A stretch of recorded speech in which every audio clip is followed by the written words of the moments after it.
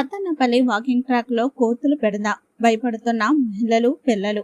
కోతులున్న ప్రదేశంలో గుంపులుగా చేరి వాకింగ్ చేస్తున్న ప్రజలు. అసలే ఎండాకాలం. ఈ ఎండ తీవ్రత వల్ల కోతులు ఎప్పుడు ఎలా ఉంటాయో తెలియని పరిస్థితి. కావున శాఖపరమైన అధికారులు తక్షణమే కోతుల నివారణకు తగిన చర్యలు తీసుకోవాలని ప్రజలు కోరుచున్నారు.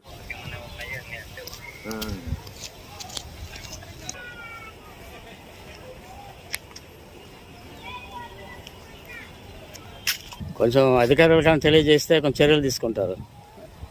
అలా ఉంటే కష్టం కదా సార్, ఎప్పుడే మూడులో ఉంటే తెలియదు అవి. అందుకని